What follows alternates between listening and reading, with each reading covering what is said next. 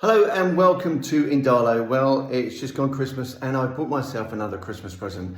I've actually treated myself to two more Lockstore digital 8 GBM block detection units because I'm going to need them for my layout. So let me flip you around and I'll show you exactly what I've actually got now in this box that's come. It's a box of Christmas fun. So here we are, this is the box that comes from Lockstore Digital. I will actually put their link in the show notes. I must actually also give a big shout out to Andreas at Lockstore Digital. He is a great guy. I had a chat with him a couple of times on the phone when I had some issues with some of the wiring and how to do it. It's not that the product is actually me, it's operator error and not knowing what to do, but he helped me out knowing.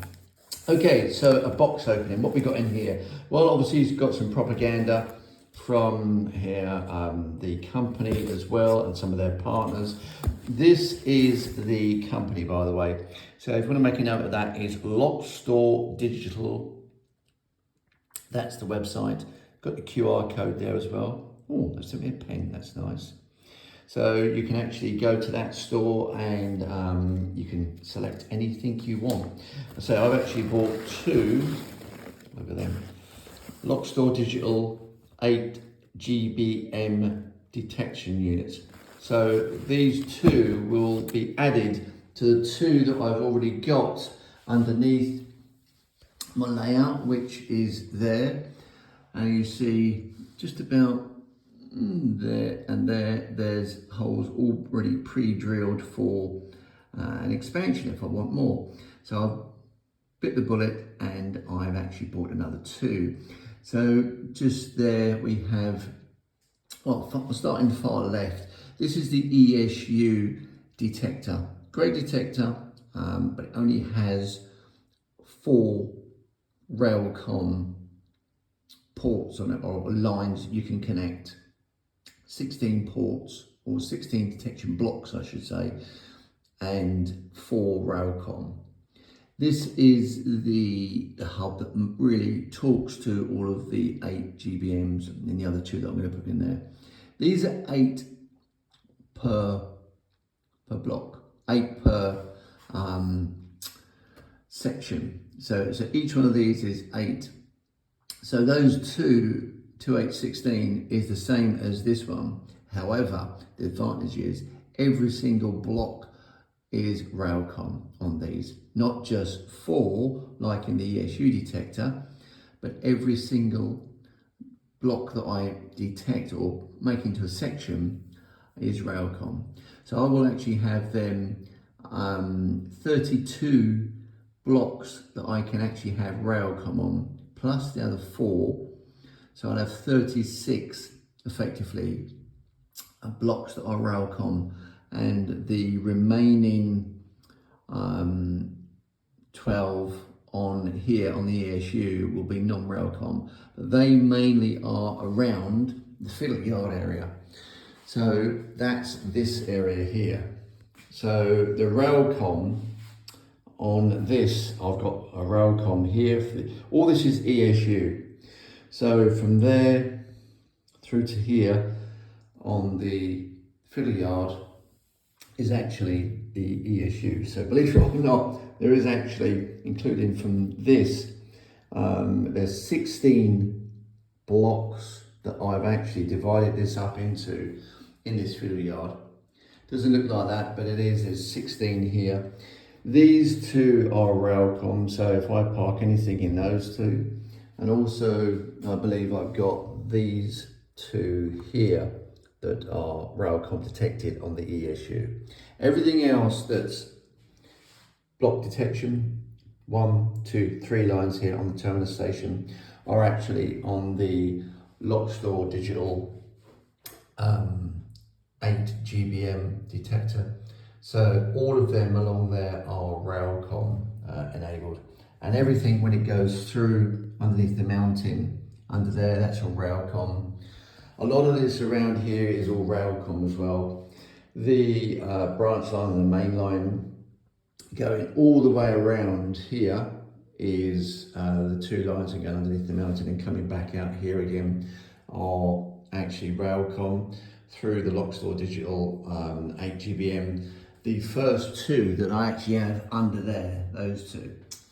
Now, the reason I bought another two is because all of the goods yard in here at the moment, really coming from there all the way through, and all of this is not detected. So the only things I actually have detected really are the branch line, the main line, as I said, going around in the loop, all of the fiddle yards, and the three lines of the terminus station. So I really have bought these other two here, there's one of them, to actually get all of this. I've roughly added it up, and there's about 16 in here. It doesn't look like that, but if you think about it, at each point, every turnout really needs to be block detected, so they tell me. So that could be, for example, 1, 2, 3. So there's 3 gone already. Here's 4, all the way through here until you turn out. Then there's 5. That could be 6. Yeah, there's 7. There's 8, 9, 10, 11, 12. So you see how it adds up very, very quickly, because all of the turnouts really need to be block detected as well. If they're not, what actually happens, when I use iTrain on the computer, it actually shows as a gap. So that, for example, in iTrain, if you see this layout, you'd see that turnout as a gap. And also sometimes it won't run over the gap. It says that the track ends there. Even though this is a block, and that could be a block, this in the middle of it is not block detected, that turnout, it will not see it as a continuation from here all the way through to there, if that makes sense. So according to Andreas at Lockstore Digital, I should really detect the blocks as well, sorry, the turnouts as well, which I'm going to do. So also these two in here, so that's block detected here, that's not, so it stops here. So I need to do 1, 2 on that line, and 3. So just in here, in the reserve line of Vera Station, I need to have 3. So 1 for each line and 1 for the turnout. Just thought I'd note that as well while I'm here. How perfect is that? Now it's not just set up, it is a real level. But that's how level, 2 bubbles in there now, my platform is.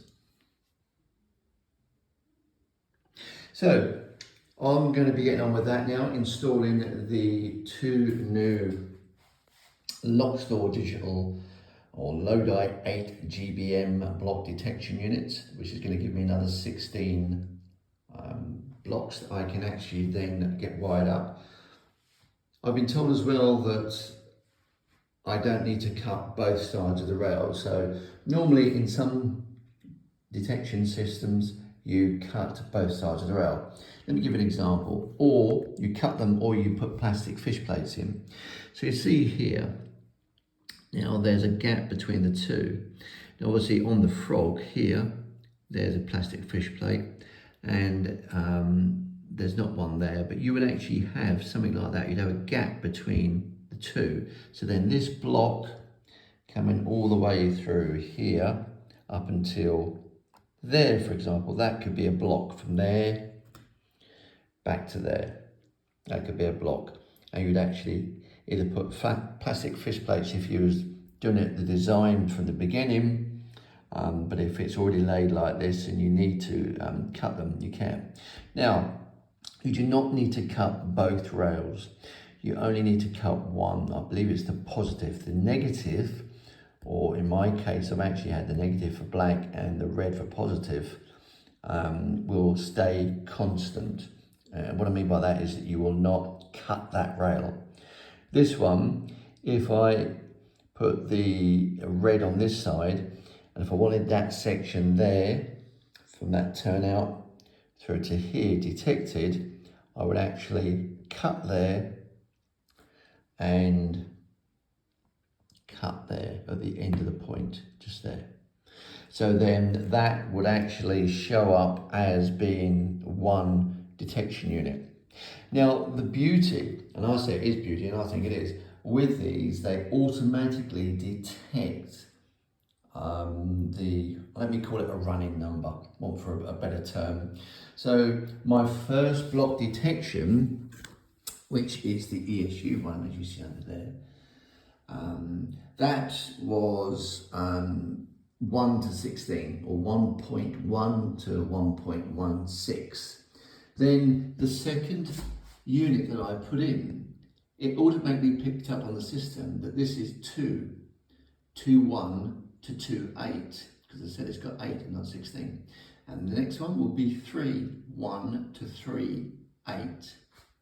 So then when I put this one on, it will be 4.1 to 4.8. This one will be 5.1 to 5.8. So it automatically picks up from the detection system this little thing here. It picks it up and it automatically tells it and gives it a number, so you can start to work with it straight away. And it all works it out automatically for you. Anyway, just a short video. Hope you are liking what you're seeing. If you do, please give it a thumbs up and a like, and I will show you all this when it's all installed. I'm getting excited, not because it's Christmas, but because I've got some new toys to play with.